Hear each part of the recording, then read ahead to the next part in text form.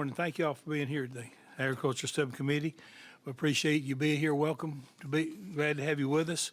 And let's begin with prayer. Representative Burns, would you open us up with prayer? Let's bow our heads.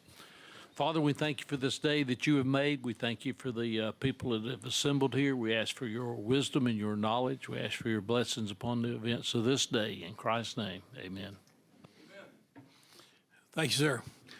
Okay, we got a lot to cover today. We got three very important bills we're going to be looking at, and I think we got the quorum here. Everybody, we're ready to go. So first on the agenda is House Bill 3236 regarding farm structures, and I believe we have Representative Pope with us. Thank you, Mr. Chairman. Do you prefer if I go up there? No, you're okay. Okay. Thank you, sir. I'll be brief. I know you got a lot of folks you want to hear from. I want to make sure I say this right. This bill is a problem looking for a solution. I want to make sure I said it straight. I have worked on this with agriculture, with our local community for a number of years. Quite candidly, finally, this bill was put in out of frustration. That it amazed me that we're an agricultural community. We talk about agritourism. We have, you know, in your own community, we have every year we have farm visits and all of these things, and we can't seem to resolve this. And what it feels like is it's a clash between the traditional agricultural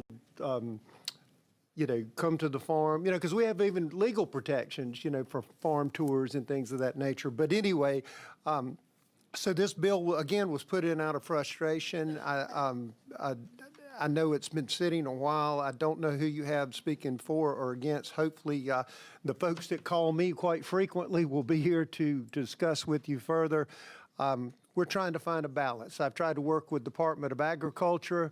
I even checked early on with down in Aiken, some of the places, Camden, where they have equestrian events, and they seem to be able to work it out. And unfortunately, in York County, I've been with our county council, we just can't seem to work it out. So this is more an opportunity. I always like when problems get solved locally instead of down here with us, but I don't want to waste your time, but I appreciate your time, and I thank you for taking it up today. Thank you, sir. Thank you, Representative Pope. I'll say this too. This is something that we've had going round and around for quite a while, and I don't think we've ever fixed it. We're I guess it's more of a solution looking for a problem. Maybe, I don't know. But anyway, we've got a lot of things that need to be said about it, but it's very important. Yeah, sure. Well, Representative Pope, you're okay. We'll ask some questions. Absolutely, sir. All right, okay.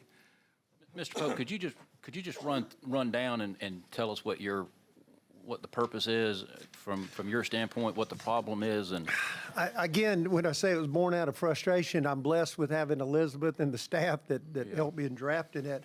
We have our traditional barns that may be converted, and again, looking around the room, knowing there's a number of farmers on these committees, we've seen agritourism rise, Mr. Haddon, and we've seen, opportunities for events. And I think what I've seen in York County is this is clashed between the guys that would literally, open their barn and have an event or, whatever the case may be.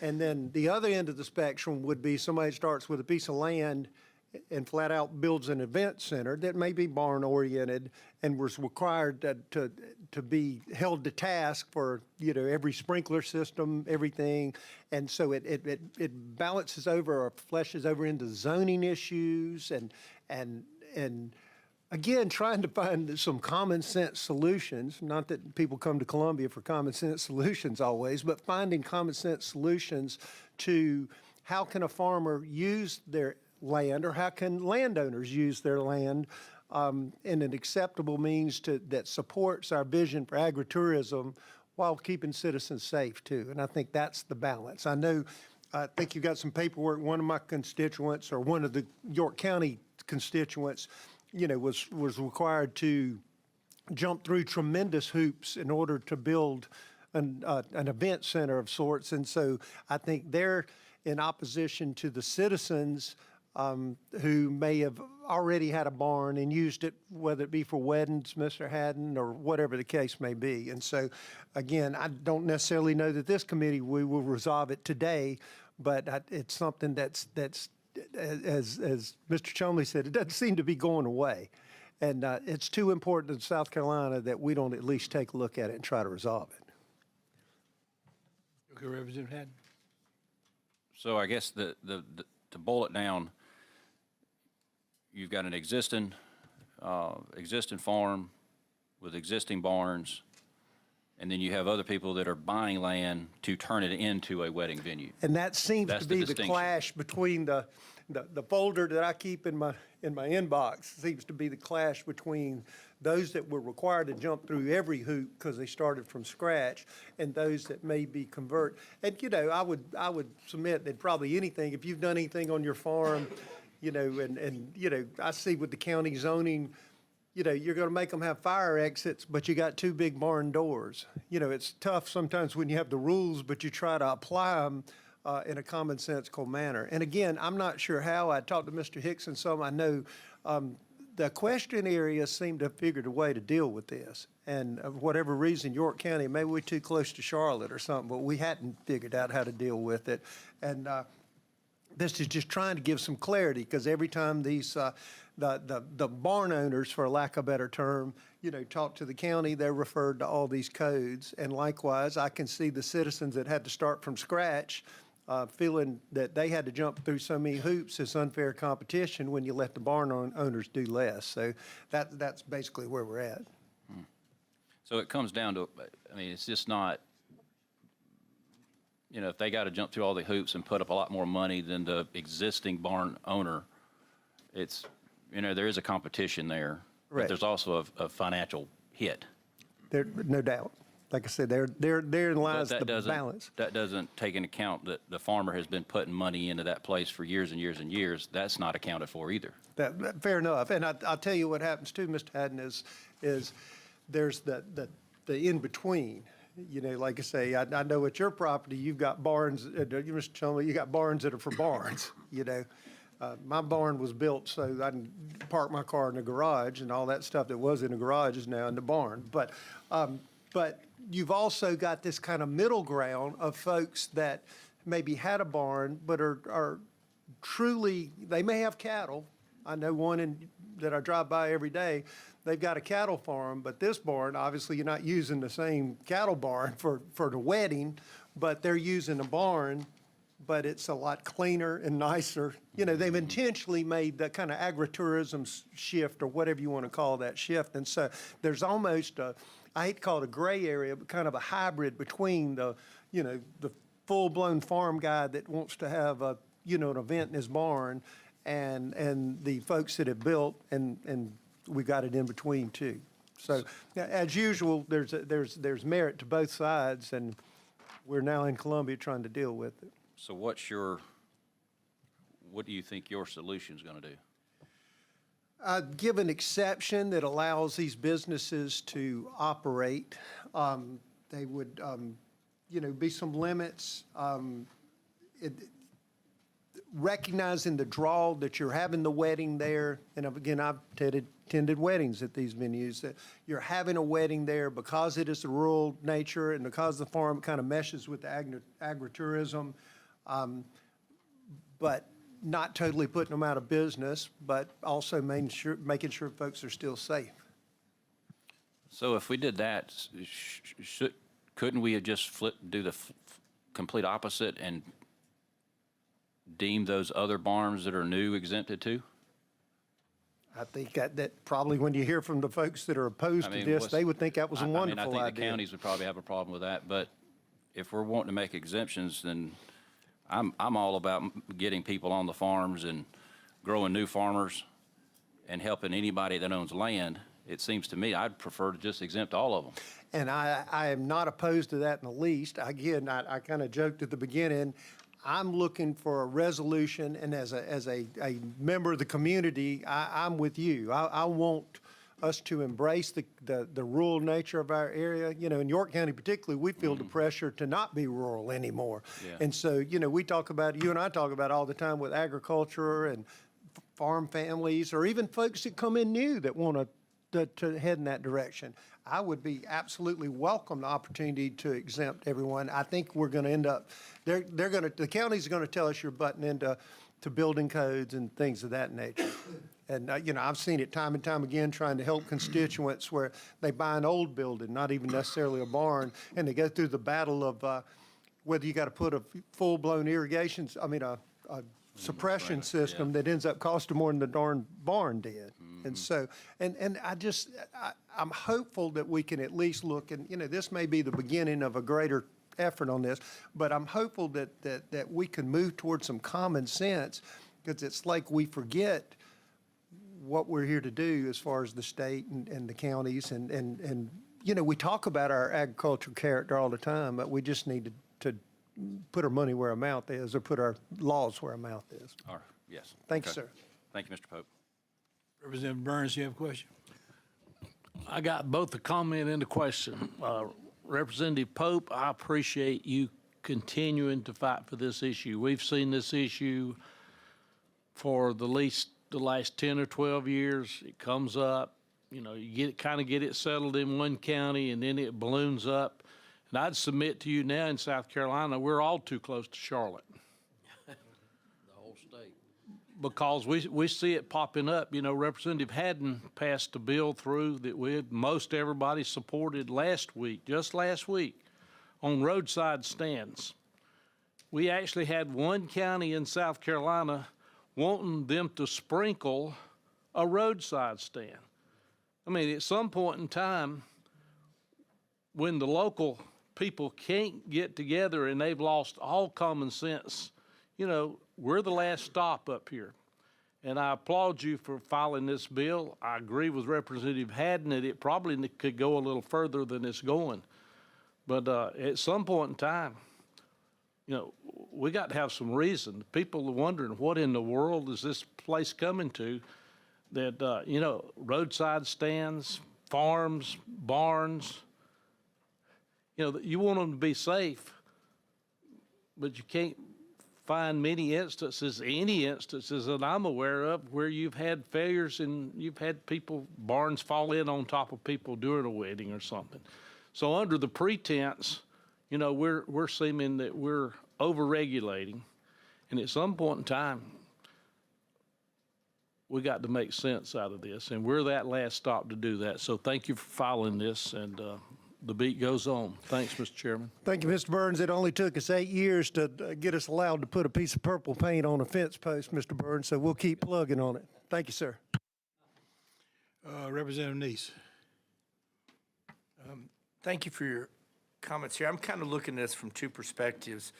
Where my district is, I'm literally back door to Charlotte, so I get a lot of that. At the same time, I'm an 8th-generation farm owner. So looking at it from the farm owner's perspective, I'm always struggling, looking for ways for revenue. So I understand both aspects. My farm's not in Indian land, for full disclosure, so I don't have that aspect. As we look at this, if somebody wants to come in and drop $1 million to do a wedding venue, then they have to follow all the codes and everything else. Is that correct? That's my understanding, yes, Okay. sir. If I have a family farm and I want to just go in and spend $20,000 to fix my barn up, then I can do that and have a wedding in the barn. Is that, so just That's my understanding, So- and as you point out, therein lies the rub for the folks that had to spend $1 million. So it sounds like there's a loophole automatically to where if I want to go buy a farm, I can go spend $50,000 on some cattle and a tractor and be a farm, and then kind of go in with this, and that's a backdoor way for somebody that wants to get in the wedding business to first get in the farming business and put up 5% of the upfront money versus what they're required to if they set up a legit, you know, wedding venue at that point. You know, we always say that laws sometimes are set up to kind of control what we view as the character of the state, for example. So I think your idea is a great idea. If people start farming and then want to do this, that's a backdoor way in. Come on, we need more farmers. So But then for the folks, and that's us looking at it from a farming and Yes, sir. agribusiness standpoint. Yes, sir. But if we're looking at from a fair playing field and pro-commerce, then we don't have a fair playing field at that point. It's difficult, and right now, the losers are, not that the people that spend the money aren't losing, but that's like if you took a piece of land, and built an office park or whatever you built. So that's a different proposition. I think where we're losing is the constraints that are on the farm. Like you said, as the price of soybeans or demand for tobacco went down, or whatever the case may be. I mean, we talk about it every day, and I know this community does. Farmers are struggling, and so if it's an opportunity, to supplement revenue in the lean years, I want them every opportunity, like you said, to keep those generational farms and things of that nature. No disrespect to the folks that made the business decision with the piece of land, but I think those two can somehow coexist, and that's what I'm hopeful here. And I think we're in the right committee for just such a thing. So as a farmer, I look at agribusiness of trying to bring people into the pumpkin patch or having cider in the fall. That definitely is agritourism at that standpoint. For me, getting in the wedding business, having grown up in the farming, that's probably a little stretch to the extreme at that standpoint, but I can see the argument to be made for that. From what you've seen in York County and the people you're talking to, how many weddings a year are these folks wanting to have right now? In fairness, I probably, that's why I hope more would be here. I sent out the message when Ellie sent it to me, and so I didn't necessarily hear back. I know some people came.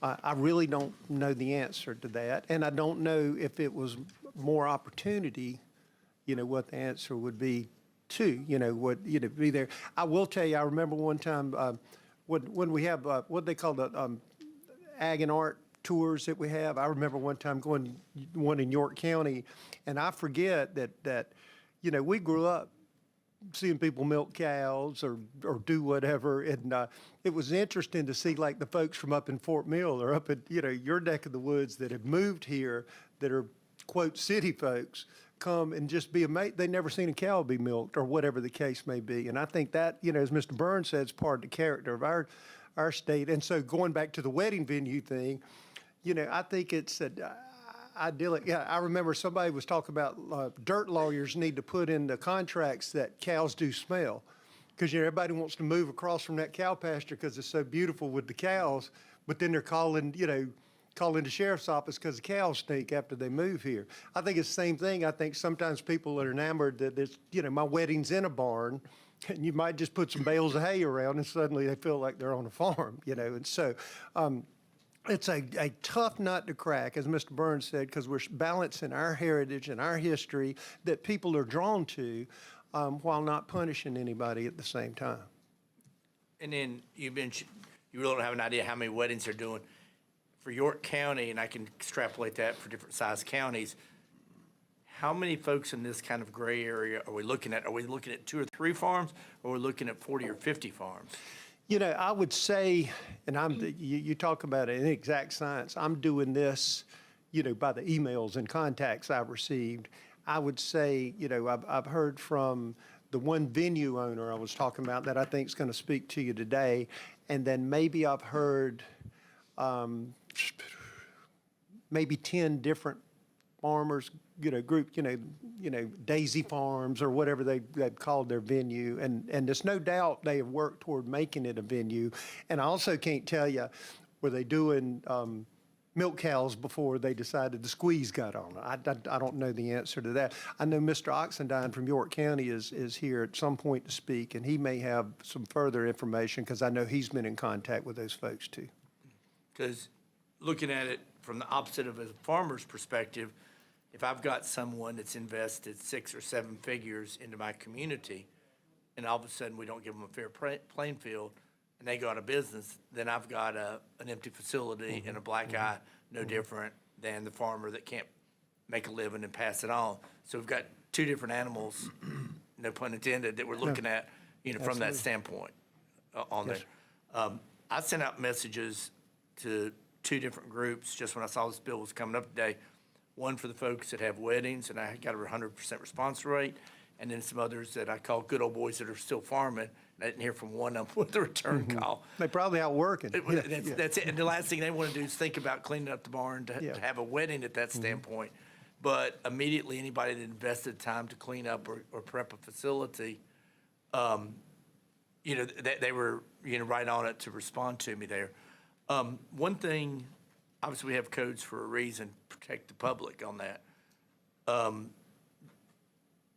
your perspective, as you've talked to people, maybe we have someone here that's getting ready to speak, from a safety standpoint, where do we come into play? Because if somebody goes in one of my barns, if I had 200 or 300 people, it could easily hold it, but heaven forbid if there was a fire or a crisis, there's no way I'm prepared like somebody else that might have something there. Well, there you go, letting lawyers get into it and mess up everything, right? I'm not a lawyer, for full disclosure. Yeah, so that's one thing I'll say. I know, like when we went to the Christmas tree farm this year, we go to local farm and support them and cut our Christmas tree every year. And, for years now, and I don't know how long, we've had, a little agritourism protections. So I think there have been opportunities, and maybe it applies here, maybe it doesn't, but I'm saying there have been carve-outs we've done for, recognizing agritourism. In other words, when you go on if I go onto your pond or mostly places that the public's invited, i.e. the Christmas tree farm, you see that statute. Ellie could probably quote it off the top of her head, but we've made some carve-outs to recognize the encouraging involvement in agritourism. And so I think there's those opportunities there. Again, whether we reach them today, I know these people want me to shut up so they can reach some things today, but whether we reach those today, I think we're doing what we need to do. As Mr. Burns said, we need to take a deeper dive into this. And I think there's two conversations here, if I'm interpreting it correctly. If I want to go rent a circus tent and some porta-johns and let one of my daughters get married to somebody from the church on my land on that, that's one conversation. If all of a sudden every weekend I'm going to have a wedding, that's a totally different conversation, totally different risk level, et cetera. Is that? And I do remember some of the discussion. I'll be honest, I've had so much from Department of Agriculture to me talking down in Aiken and how they dealt with it. And I do remember, and again, I may be speaking out of school, but that some would say it's like you cross the threshold. If you do it 5 times a year, you're one thing. If you're doing it 52 times a year, you turn into a business versus a farm or something like that. And again, I'm open to suggestion. That's just the level of frustration that this has been the gift that keeps on giving, and we need to get to the bottom of it. And I've got some thoughts, but I want to hear what some of our speakers have to say first. Thank you. Thank you, Mr. Chairman. Thank you, sir. Representative Pope, if you don't mind, we get another question or two here, then we'll do good with our speakers, and you're welcome to stay with us the whole time. Okay, Representative Atkins, you got a question? Yeah, thank you, Mr. Pope. It's kind of more of a comment question type. I have about 5 venues in my small county of Marion that host weddings on their farms, and I talked to a couple of them about this, and the main concern they had was, they had to go through all the hoops and everything with the fire codes and stuff to be able to have weddings and stuff, and they just, from a safety standpoint, if they went through all that and a newcomer comes into my county and kind of just gets to bypass those guidelines, that was just some grave concern of theirs, and I'm sure I mean, like they've already spoken, Mr. Haddon, just try to figure out. I mean, what are we going to tell those people that went through all that and spent the money for those farms? That's a tough balance. I think what we've got to do as a state is figure out what we want, and what message we want to send, and then kind of work backwards. I absolutely respect, well, I had to do it, so you should have to do it too.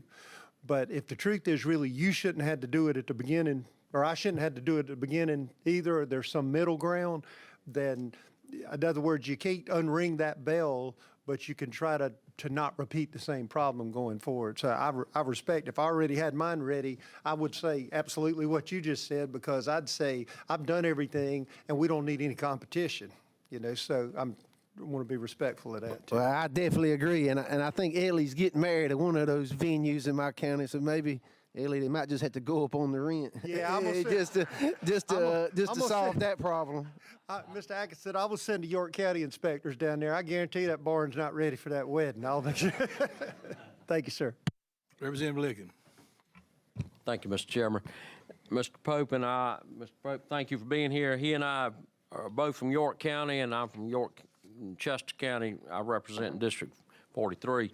And like Mr. Atkinson, I also have about 5 in hot venues or hot topics in York County and another 4 or 5 in Chester County. And it's a tough problem, but I'll go back to, well, let me start off by saying as a commercial realtor and auctioneer, I can tell you it puts me in a dilemma here because I respect the fact that we want to sell that pretty farm and sell that piece of property and see that $1 million barn built on it. But you know, on my farm, the barn was built in about 1882, and it's got that classic red barn shape and looks the part. But that was not built for a venue in 1882. It was built to hold mules, and it's what we call a mule barn, and it looks good. But agritourism, you know, is certainly something that we push for in South Carolina. You know, I like to use the word in real estate, we talk about the view shed. And the view shed, as Representative Haddon said, the farmer worked on that view his whole life. He cut those trees and opened that field up. That field didn't come this way. I mean, he opened that, he worked his entire life plowing that field and harvesting and taking care of it so it didn't wash away in erosion. That view shed is his life's work. That's his legacy. And he wants to share that. He wants to show the people of America, come to South Carolina, look at my 1882 barn, look at my view. And are we going to tell him he can't do that? Well, I can tell you in York County, we are telling him he can't do that, and I'm not sure that's fair. And I've got a speaker that, or a fellow that has a venue, and he was so eloquent, I told him I was going to steal this comment, but I guess I'll give him credit for it. He sent me a text, if I could read it, Mr. Chairman. He said, you know, in South Carolina, we're the last, I'm talking about farmers, we're the last remaining backbone in our wonderful state. It's a small community farm. And to enable its future, we must be allowed to host our citizens at our property without the restrictions and requirements of large corporate buildings. We each want the citizens to see small farms and in turn help promote our existence for decades to come. And I thought, for a good old boy farmer, Mr. Neese, I thought he was pretty eloquent.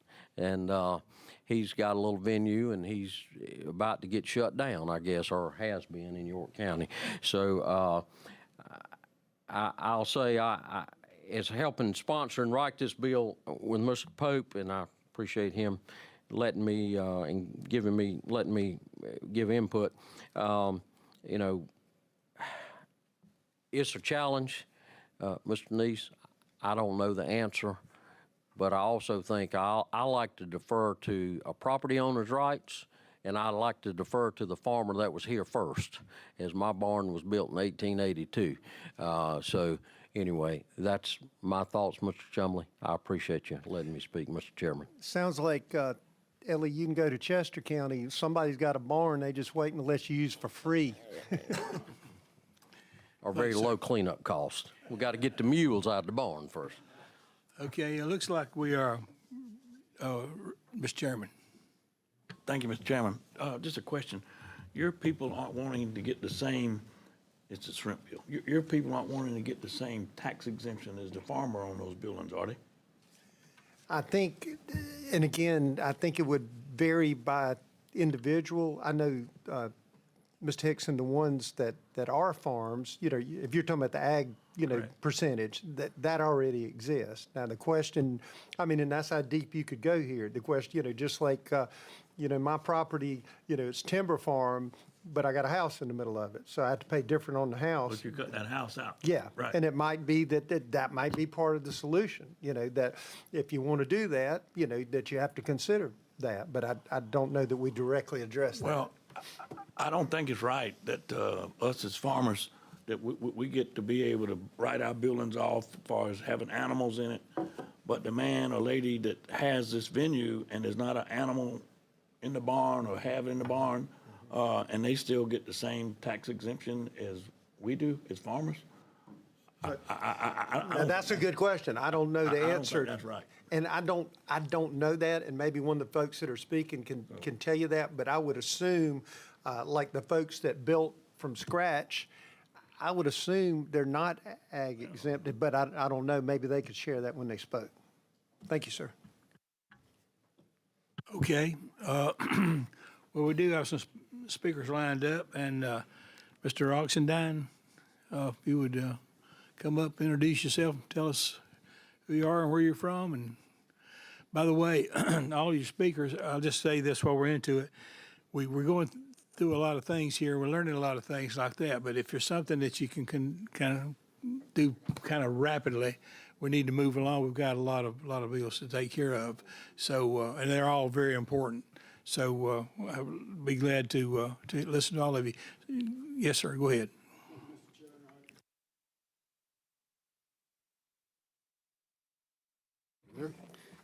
I thank you for this opportunity to speak. I am from York County. Tommy, I shouldn't say Tommy, but Representative Pope and I went to grade school together in high school and all. So, and I didn't plan to speak before I came, but I thought it was very important to do so. How I got it started in the barn venue, 2016, we built a barn strictly for our purpose of using on our farm. We have flowers and things of that nature that my wife loves, and we share with the community, share with different aspects. And after we built the barn, social media took over. My daughter got married there, then Facebook took over, and then all of a sudden we were having numerous requests. We quickly found out that there's 52 weekends in a year, and people don't like to get married on Tuesday, Wednesday, and Thursday. So we cut that back to about 6 a year. So I was answering one of the questions. Probably about 5 or 6 a year. We did so from 2016 to about 2023 when York County says, hey, we need to stop what we're doing because of fire issues, this, that, and the other. And I do want to bring a description of my barn. It's a 40 by 80 pole barn, concrete, no cooking facilities, lights is about the only thing. But we also have 4 16-foot doors on each corner, on each side. And I would say with the number in here of about 50 people, it would take me more or less time to exit 100 people out of my barn than it would out of this room.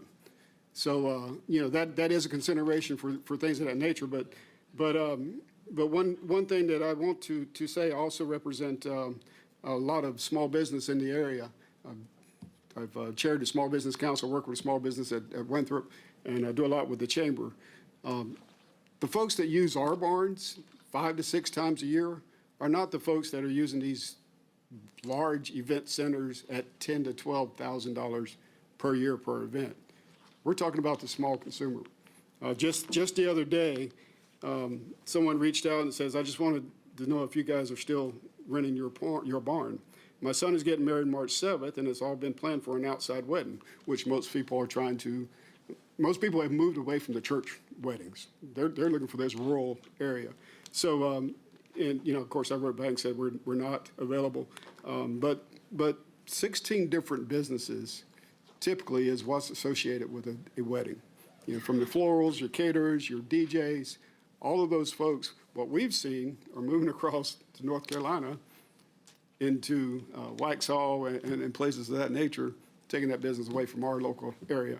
So, you know, I want to impress that this is not a strong income source for us, but it's the availability to use our barn, as Representative Ligon had said, to share it with others in our community, because it is a nice setting. It's on 16 acres, and it provides a great opportunity for folks that cannot use the larger facilities or cannot afford those larger facilities. So I thank you for your time, and I appreciate the opportunity to speak. Thank you, sir. Would you wait just a minute to see if we have a question? Do we have anyone question? Representative Neese. Just so I can kind of get an idea of your facility, how many weddings a year would you say you average, and what's been the max and what's been the low since you started doing that? Well, since COVID started, all the wedding numbers used to be 150, 160. Now they're about 85 to 100 people.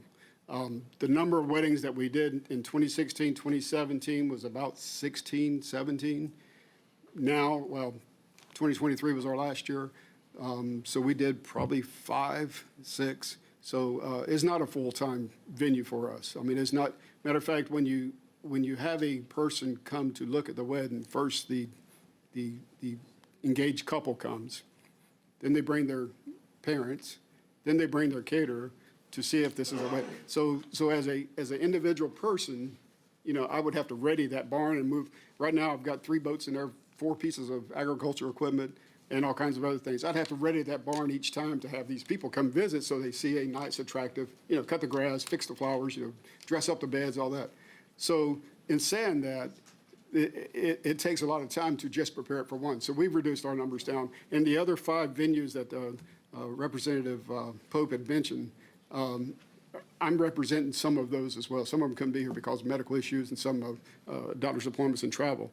But they're on the same level that I am. They're not doing a 365-day event or open 365 days a year. They're strictly for, you know, 5 to 10 different events. So with your 16 acres, would you call that a traditional farm like we see what Grandpa had raising cattle? Or is this more of a hobby farm, somewhere in between? What would you describe as an idea? I would classify it as a micro farm for flowers. My wife raises orchids, mums, and those are all seasonal. Obviously, during the winter, there's not much growing. It comes out in the spring, summer some, mostly in the fall, and that's what we use our farm for. And if you did not have the additional revenue, understanding the agriculture industry right now, especially for the smaller farms, if you did not have the wedding revenue, is that the kind of thing where you'd have to shut the doors totally, or could you still survive with the other? I spent 24 years in the Marine Corps, so I have a nice pension from that. But we recently retired, so this is really a strong hobby for us. But there are some other farms that I have been in contact with that it is a revenue stream. So if you did not have that safety net, you would need to look at other things as the farming and agriculture gets tougher and tougher to be able to pay the light bill and insurance Correct. and all the other expenses with farming. Yes, that's correct. At that standpoint. So I'm going to kind of go on a tangent here since you said you were speaking for some other farms as well. Without getting detail of every single one, we kind of got an idea of your farm setup and how it helps you. Describe 1 or 2 of the other farms so I can kind of have an idea.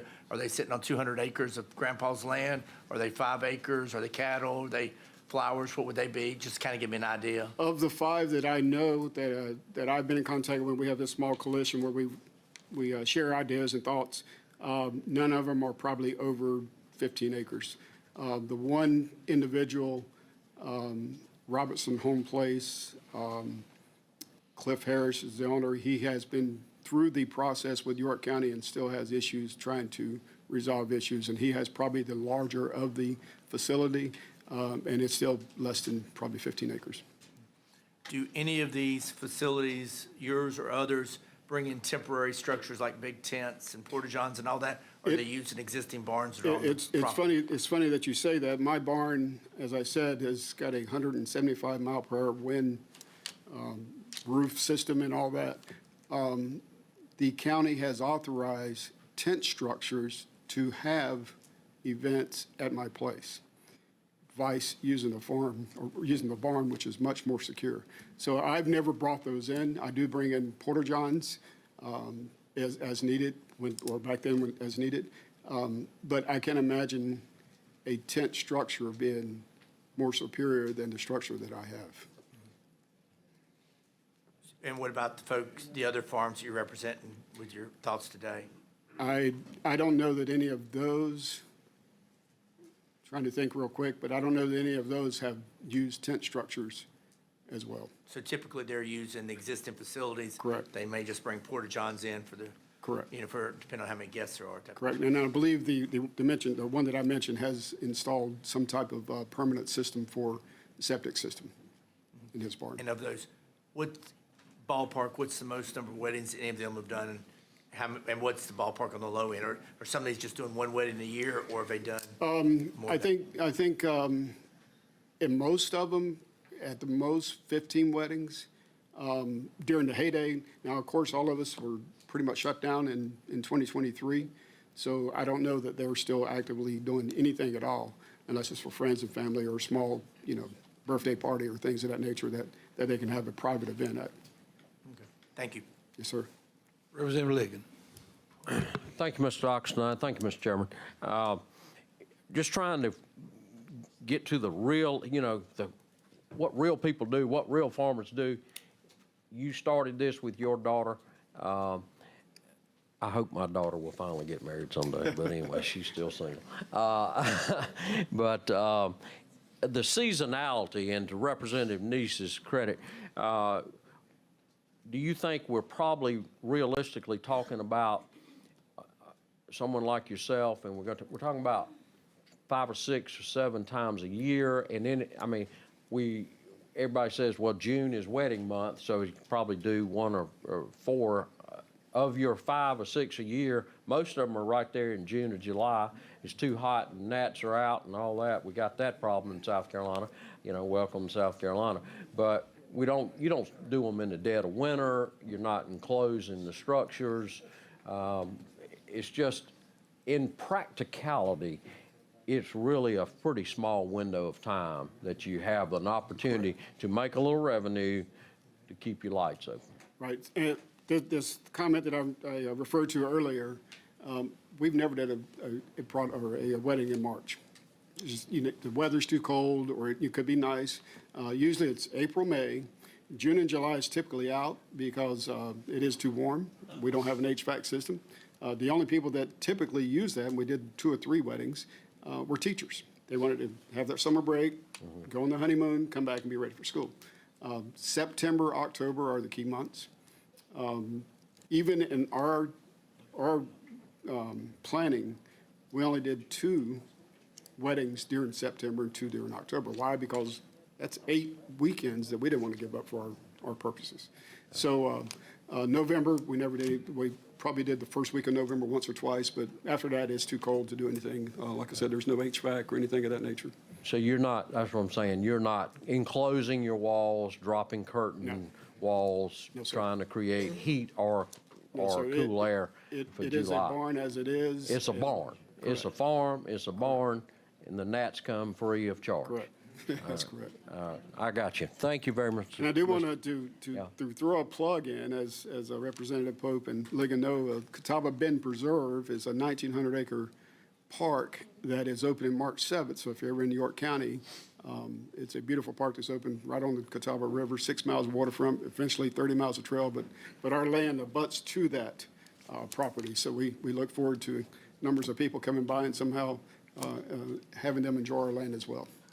Thank you, sir. Appreciate what you're doing and for agritourism in South Carolina. Thank you. Thank you, sir.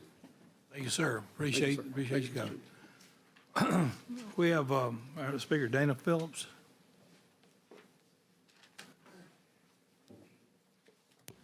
Good morning, Mr. Chairman, members of the subcommittee.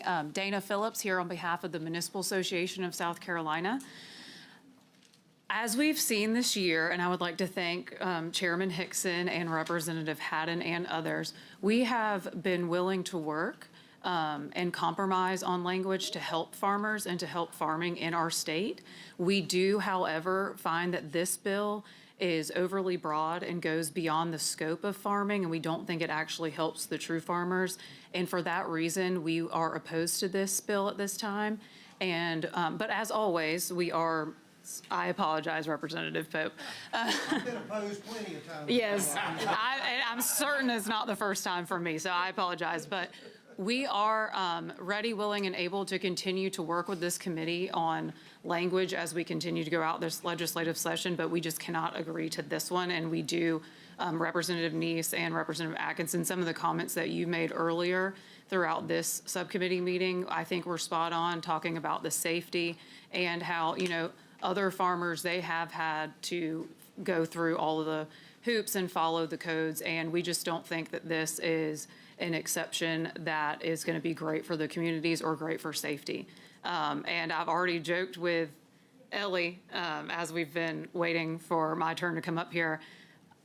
I think all of y'all know that Ellie's wedding in particular needs all the safety guardrails. So I appreciate your time. Happy to answer any questions.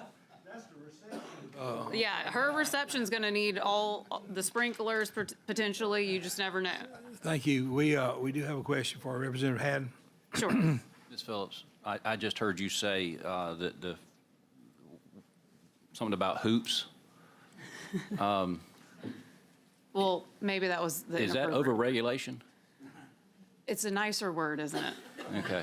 I just wanted to make sure if that was, I heard hoops, and my brain was saying. I was repeating it. I apologize. Okay. I just wanted to make sure. But we think that the regulations in place are there for a good reason, and keep the public and the farmers and potentially other event owners safe. Okay. Do you see, I'm not going to put you on the spot now, but after the meeting, I might. Sure. Do you see a way that we could resolve this? Possibly, and I think somebody once said to make them both unhappy to get a resolution. You think that's possible in this?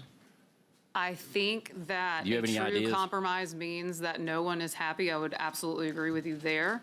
And I'm more than willing to meet with you or anyone on this committee to see about different language, but I can't commit to anything without seeing Sure. it. Oh, yeah, absolutely. Yeah. Thank you. Okay, have another question. Representative Neese?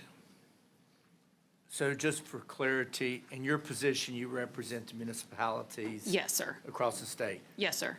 We got 46 counties. How many total would you say you represent? 271. 271. And I know, obviously, we're a huge state here. As you researched this, did you see that the majority of the folks that were in this arena were 200-acre farms that Grandpa had that they were just trying to keep afloat? Are they micro farms? Are they newcomers to the state? What did you see in general with some of the examples that you saw as you researched it? I actually do not have a number on that. I do think that this is probably more so in the county, the unincorporated areas, but for the cities that it does affect, we would like to see the codes still upheld. And then that was my follow-up question. I think we'll all agree at this table here, safety is our number one priority. And then we Absolutely. want to keep promoting both agriculture as well as commerce and money coming into the bank as well from that standpoint. On the safety aspect, did you hear from specific first responders or first folks in that arena with whether it be fire department, safety or anything like that? I did not hear from them directly. I do believe we have a fire marshal here. Yes. Okay, I'll save my And question. so I would like to save that testimony for them Fair enough. since they're Thank the you. experts on it. Have any more questions? Okay, Doug. Thank you, Ms. Phillips, for being here. And let me tell you, too, I'm not a big fan of taxes on people, but I am a farmer, and I have a farm. For hobby, I don't send hundreds of cattle off every so often, but I raise them, I sell them, and we eat them. So when our farm bill come out exempting taxes on farm structures, if y'all all remember a few years ago, that was the thing. We're trying to give our farmers a break. And that was the intent of that, the way I understood the initial bill. And it did help farmers and help give them some kind of tax relief for keeping their farm up where they can house cows, horses, whatever they had on the farm. And that was me. I've seen this move because I have venues in my district too that are for profit. And don't get me wrong, we need them because there's a lot of business in that for people, and I'm okay with them. Safety is the main issue. I agree with that too. Especially we got a place in my district like old Western Town, and they built old motels, hotels, police stations, everything you think of just like an old Western town. On the creek, on the river, but they can't get certificates of occupancy because they don't have certain amount of those, they don't have it sprinkled. And I understand why, and it's hard to fight with that. When you're gonna have people sleeping in an upstairs building, all wooden, you know, and that kind of thing. So I tend on lean on the side of safety for me. But I do think there's opportunity for people to business. And this tax exemption, when it first come out, was for our farmers, our barns. I have a wooden barn that I built, and I have a metal barn that I had built. But it was all for farm equipment and Right. things like that. So this is done steered way out of the direction from where it first intended, not for a business, a wedding venue or something like that. That's the way I see it. I'm not saying I wouldn't vote to cut people's taxes, because I'm all about tax cuts and helping people survive. But I know the intent of the bill initially come out was to help farmers, and that's strayed with this, and that's where my concern is. And I'm not saying I'm going to vote against it or for it. I'm just telling you the intent of it when it come out was to help our farmers. Agribusiness is, if not the biggest business in South Carolina, it's a thriving business and grows every day. And that's my intent right there. Venues are good and we need them in certain places, but my business and what I stand for is just what I told you about our farmers and our business. Yes, sir. Thank you. Yep. Okay, have any other questions? Representative Neese. This is just open to maybe somebody can answer that. Obviously, my farm's at a different tax rate than my house or something like that would be. Are we saying that if somebody builds a multi-million-dollar wedding venue, they can say it's agritourism and then be able to exempt that property where our municipalities aren't getting the property taxes because they fall into the agriculture exemption? I'll throw it to you, maybe somebody else can answer that. I have no clue, Representative. That is what I'm trying to distinguish between. I'm not talking about multi-billion-dollar buildings and claim it's a farm for a farm. That don't fly quite with me good right now, so I don't know. There's a big difference between a $3 million wedding venue and my barn that I have cows and pigs in at that point, so. All right. Other questions? We have a lot going on today here that we need to look at too. I think at this point, we're going to need to have a motion to adjourn debate on this, and where we can pick it back up later. We got 4 more speakers, and we'd like to be able to hear from them, but we got a couple of important bills right behind it too. So, Mr. Chairman, Mr. Chairman, thank you for trying to conserve on time. But does somebody necessarily really need to speak, or are they reiterating what some of the other people said? that's we run into that all the time, like that, where people want to have to speak their part, and I don't blame them at all, like this. But do we have anyone in the audience or on the list of speakers here that is opposed to it or opposed to going to speak in opposition of the bill? No. So we got more than 4 hands raised. So how many's on the list? We got 4 more. Can they make it quick? Because I know a lot of them drove a long ways.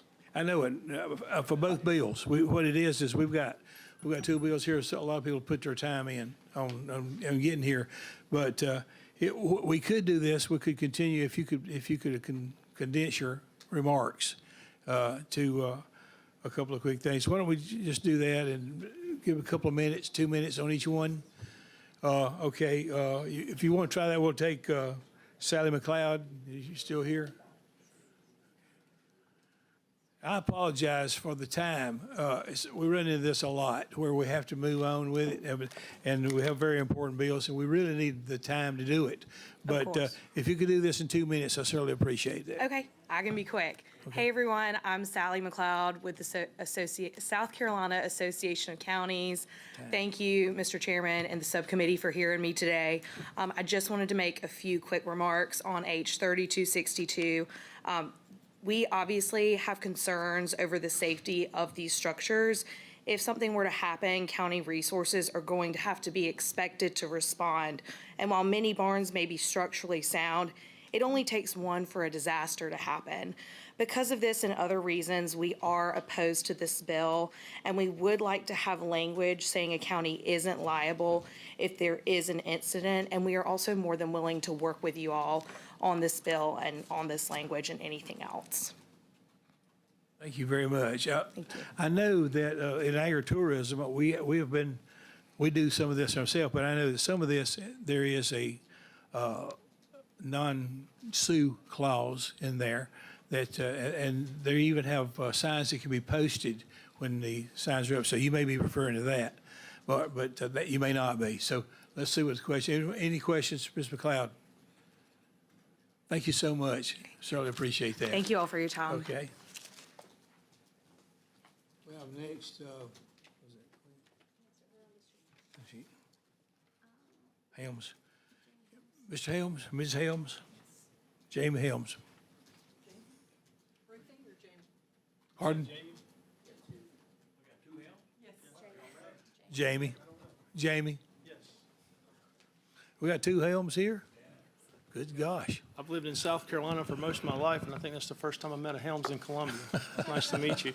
I'll be very brief. First of all, Mr. Chairman, committee, thank you for allowing us to be here today. I'm Jamie Helms. I'm the Executive Director of the South Carolina State Firefighters Association. We represent all 17,500 firefighters in the state. We also are here today to provide a document, if we can, to the committee from the South Carolina State Fire Marshals Association, which is part of our group as well. Very briefly, I've got 8 pages of notes. I will not start from there. I'll just tell you, kind of the quickie here that we are opposed to the bill as written. We do feel that we have adopted a code and we try to adhere to the code. I understand a lot more now listening to some of the conversation from Representative Pope when he was in here, and understand that you're battling a pretty tough issue. But as the code is written, we feel that if we exempt from the code, we start watering it down, and then next thing we know, the code is going to be just watered down more and more and more. However, I would say the same thing that the young lady before me said, that we would be more than happy to come to the table and sit down and talk and try to figure out a way to make this work for everybody. It's a very tough situation you're in. We don't want to be part of the problem. We want to be part of the solution, but we also want to make sure that we would be remiss if we weren't here today to talk about the safety of our citizens in South Carolina and how important it is to us. So with that being said, I appreciate the opportunity to speak, and if there's anything that we can answer or do for you from the South Carolina Firefighters Association and the South Carolina State Fire Marshals Association, we would love to be part of the process to help you with this and any other thing you have that we can help you with. Thank you. Thank you, sir. Do we have any questions? Mr. Helms? Thank you, sir. Our next speaker is another Helms, Ruthie Helms. This is a very historic day. Hey, good morning. Thank you for this opportunity. My name is Ruthie Helms.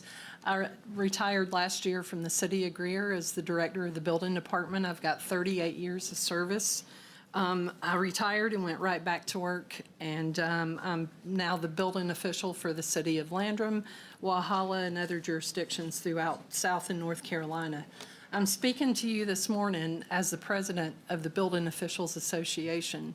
We would love to have an opportunity to come to the table to work with you on this solution. Recently, several building officials and I attended a hearing regarding proposed changes for roadside markets. Only one of our representatives was given an opportunity to speak, and that was for less than 2 minutes. Some of the building officials that were here that day were farmers themselves. We have a great respect for the men and women who work tirelessly to provide food for our communities. This is not an issue of being against agriculture. It's about safety, accountability, and clarity in the law. There's a growing perception that building departments are responsible for the high cost of these projects, when in fact it is the building official who is charged to have sealed architecture and engineering plans for buildings of certain sizes.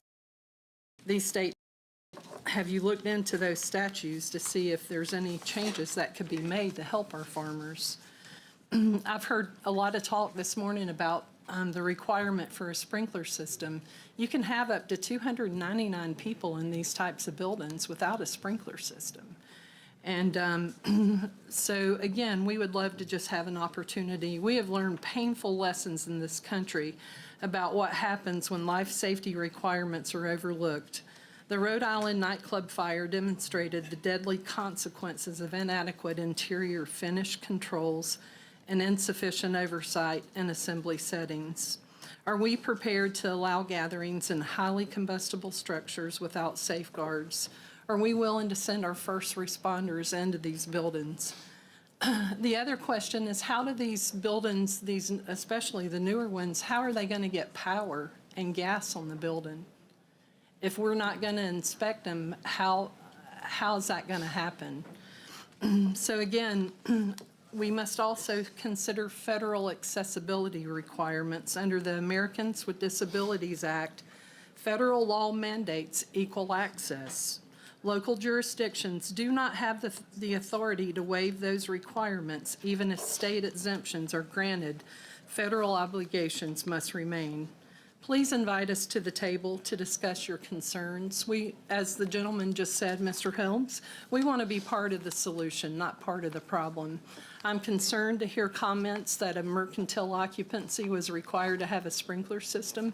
I would love to know more about that case, and I can assure you we can put together a team of building officials with good common sense that can help you, help make these buildings safe to protect the citizens of South Carolina. Thank you so much. We certainly appreciate that. Any questions? Representative Ligon.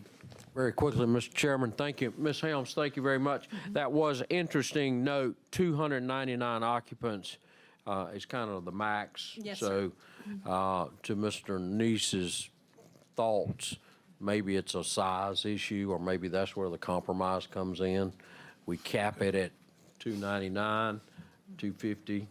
Yes. Something like that, I don't know. Thank you, Mr. I Chairman. would just add, in that conversation, the number of events and the size, not just one or the other. Yes, and I do think my that we could look at barn doors. I mean, the code says, over 49, you got to have panic hardware. The doors need to swing in the direction of travel. But we could have security staff that, if those doors remain open, you've got a perfect egress. But we would just love the opportunity to work on this with you. But we have not been invited, have not been contacted as far as I know. We'll see if we can change that. Thank you very much, Thank you Ms. so Helms. much. Appreciate that. Ms. Rochester.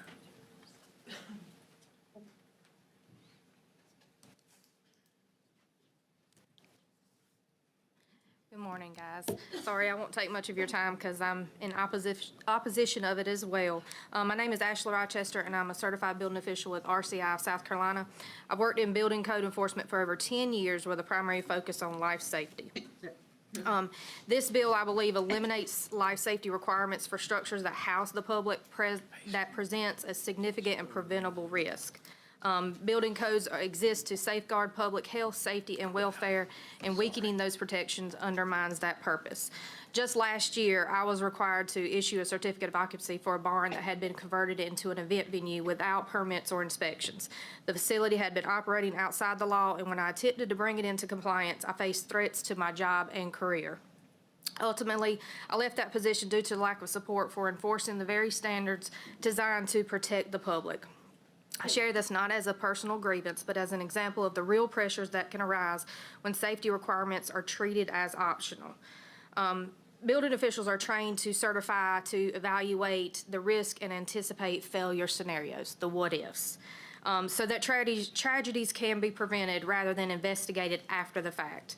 The public rarely notices these protections, yet they rely on them every time they enter a building. Safe structural systems, clear paths of egress, fire protection measures, and emergency access for first responders. Events such as weddings and community gatherings should be occasions of celebration. Without these appropriate life safety measures, these moments can turn into preventable tragedies, affecting families, businesses, and entire communities. Building codes are not regulatory obstacles. They are public safety standards written in response to past loss of life. Weakening them risks repeating those lessons. So we just, of course, like Ms. Helms stated, we just want to be here to help. I urge each of y'all to sit down with your local building officials, with our Building Officials Association, to try to find some sort of compromise in that, because we are not against farmers. A lot of us are farmers or from farming families. So that is not our goal here. It is just to keep the life the lives safe from any type of tragedies. Okay, well, thank you, ma'am. Certainly, I hate to stop you, but certainly appreciate your Yes. testimony. Any questions? Okay, thank you very much. Thank you. Okay, we've heard the testimony today on the bill. We have some, we've been through all this. Do we have any, do we have a motion? Yeah, you make a motion. All right, we have a motion, a second. Oh, yeah, I couldn't hear you.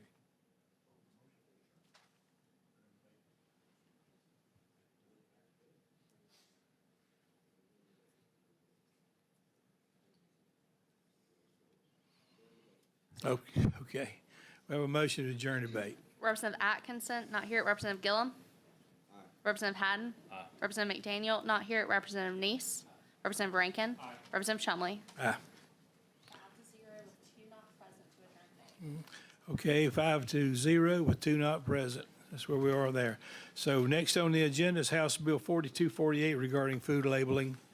Representative Kirschman is here to, he's not here?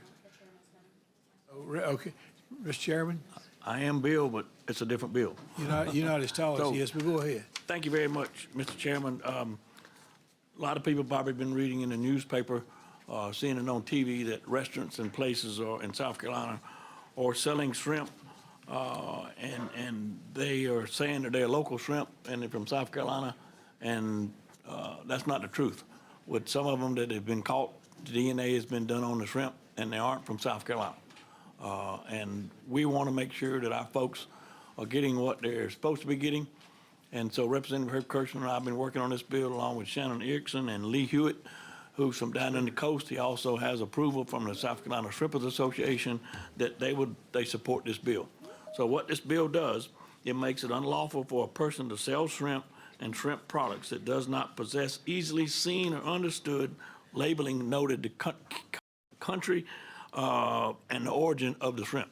Also requires commercial food establishments serving shrimp or shrimp products to put the country or origin for shrimp on their menu that can be easily seen. So very simple. Our folks in South Carolina, our folks that are visiting South Carolina, all love our shrimp. They're very sweet, they're very good, and there's been some mislabeling. Georgia just passed this 2 weeks ago, and North Carolina already had it. So we're in the middle, and so I want South Carolina to be able to represent the shrimp that the people in this state are eating where they're from. So, Mr. Chairman, thank you. Thank you, sir.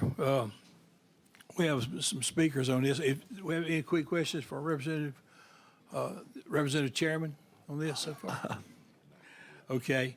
Well, let me, we've got, was it Corey Reeves?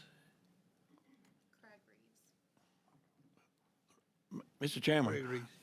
I don't know what they're going to speak on, but we're glad you're here. But if everybody's for the same thing, in effort to conserve time, if y'all all speaking that you want this or don't want this, I would leave that up to you. Yes, But sir. Anyway, trying to conserve time.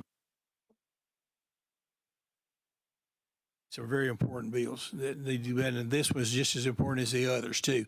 But out of these speakers, we have 3 speakers here. Is there anybody here that's opposed to the bill that wants to speak in opposition to it? Okay.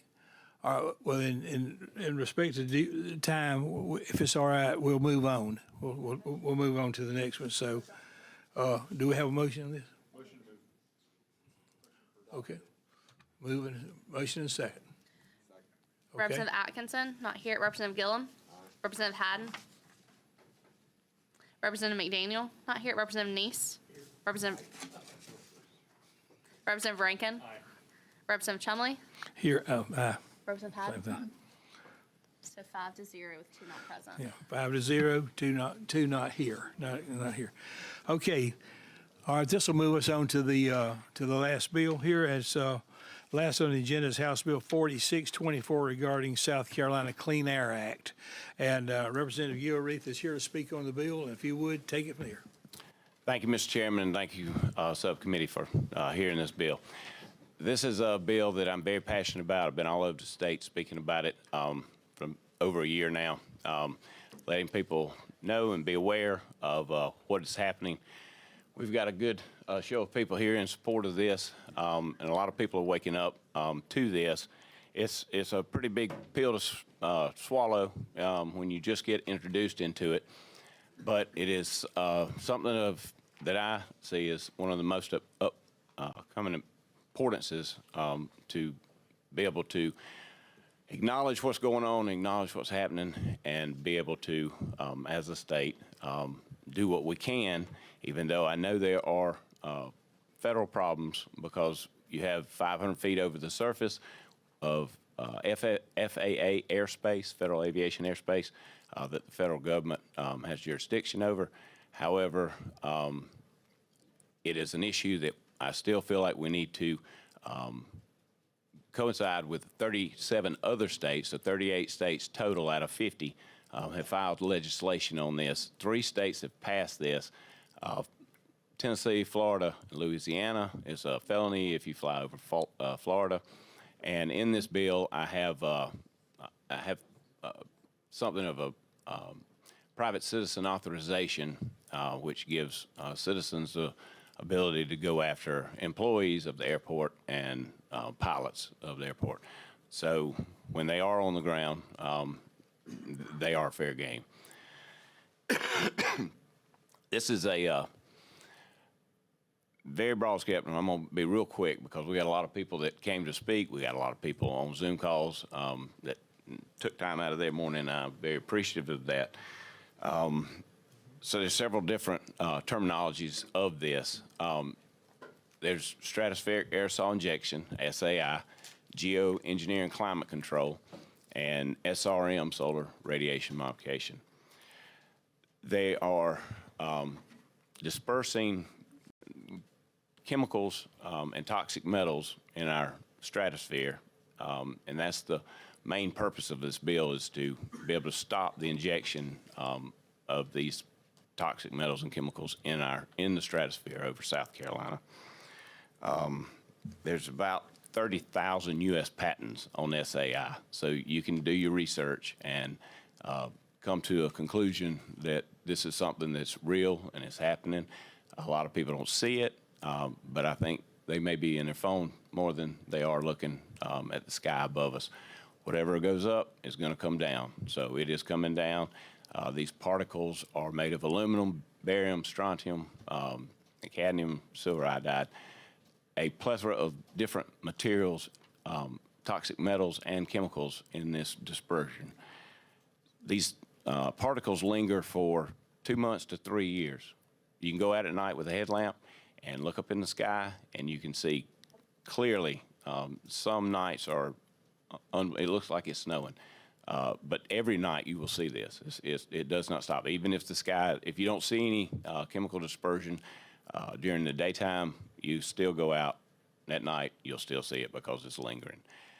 This is weather modification and dimming of the sun, and this affects everyone. It affects our well-being and health of the citizens in South Carolina, our farm land, our water, and food supply, trees. If anybody remembers St. Helene, we had trees toppling over. They were mostly oak trees from the high winds. And if you looked at the root system, which we're agriculture, or y'all are agriculture in here, I farm too. When I was a kid, you could drive a Volkswagen off in these holes. Every tree we took up, which was probably between my crew and my brother's crew, we probably pulled 150 trees out. Big oak trees, 200 to 250 years old, that had a root system of about 1.5 feet deep. So that is part of the stomata, the respiration system in a tree. I'm gonna let Dane get into that more, but I just wanted to emphasize that when I was in the military, I took an oath to defend this country, both foreign and domestic. As representatives in this state, we all still took an oath for the health and well-being of our citizens in the state. So I want to, I had a bigger speech, but I want to allow time for the experts. If anybody wants to learn any more information on this, you can go to geoengineeringwatch.org. Dane Wigginton, who is now a great friend of mine. He put a documentary together, The Deming. It's about a 2-hour documentary, and it is well worth watching to see what is happening in the skies above us, which is affecting not only us, but our children and our grandchildren, and every citizen in this state. So at that, I would ask that we hold questions. That's just a brief introduction, but I've got some real good speakers lined up, and I would love for y'all to hear them and give them an opportunity to speak on this matter. And if we could hold questions till the end, then I would appreciate that. Thank you, Mr. Speaker. Representative Gilroy, appreciate that. Thank you very much for that. And I know we are pushed on time, but we do want to hear the speakers. So if, with your permission and the permission of the committee, we'll move on to Dane Wigginton. If you'll speak to us now, if you could do this, the 2-minute thing, and help, we'll try to get through. We've got about 8 or 10 speakers. So Dane Wigginton here. I'm here. Can you hear me? Can you hear me? Well, thank you for your time. It's mind-numbing that the gravity of this issue is not being recognized by more individuals. Climate engineering is not cloud seeding. I want to make that very clear. It's like comparing localized cloud seeding to climate engineering is to compare an ant to an elephant. So these operations globally, based on our test, geoengineeringwatch.org's testing with University of Minnesota, 500 lab tests, there appears to be something in the range of 40 to 60 million tons of highly toxic nanoparticles being dispersed into skies all over the globe. They're not going to disclose these programs because of the obvious liability issues. These particles are toxic to all life in the case of bioavailable aluminum. So we know it's killing soil microbiome, it's killing root systems, and it's certainly toxifying every breath we take. And again, we're not guessing. There's no speculation in this equation. So in regard to curtailing crop production, we know these particles are not only sterilizing soils, but they're altering atmospheric RH, relative humidity, which creates a condition called VPD, vapor pressure deficit, which affects everything from forests to crops. The organism shuts its stomata, its respiratory port, can't breathe, can't absorb carbon, can't release oxygen. So again, from every conceivable direction, not only disrupting the hydrological cycle, destroying the ozone layer, which affects crops as well, because we're getting UVC in the surface right now. We're getting, again, this on and off flash cooling. That's another aspect of climate engineering. It just happened right now in New York. It's called chemical ice nucleation for weather modification. The degree to which the climate is being completely overturned cannot be overstated. And again, I would question what is more important than dealing with this existential threat. And I encourage everyone, I know I only have a very short window of time. I encourage everyone to understand the gravity and immediacy of this threat. Mathematically and statistically speaking, it's the greatest threat we collectively face short of nuclear cataclysm, and that's not an exaggeration. Anyone who thinks they have the right to alter the planet's primary life support systems while contaminating the entire biosphere is a threat to everything that lives. So again, I'll stop at that point. I know there's other speakers. I don't want to infringe on their time as well, but we are a repository of data at geoengineeringwatch.org. In our film, The Dimming, we have former U.S. Air Force generals acknowledging these programs, former Canadian Minister of Defense, former U.S. presidential cabinet members. We have former governmental scientists. In fact, there's an illegal federal gag order right now on all National Weather Service and NOAA employees. Why would our government gag the weathermen if there wasn't something massive to hide? So whatever other causes or concerns people are focused on, I would encourage them to face this existential threat, or we're not going to have much else to care about for much longer. So I know we have a very short window of time. I'll leave it at that. But I would encourage people to properly prioritize. If we don't deal with this hole in the bottom of the boat, nothing much else will matter. And in California, our agricultural conditions have declined so radically, they're ripping orchards out with excavators. You can hardly grow anything here now because of the conditions I just outlined. So I would encourage the panel to actually investigate this issue. Don't believe me or anybody else. Please do your own investigation. Thank you very much. Certainly appreciate that. Let's move on now.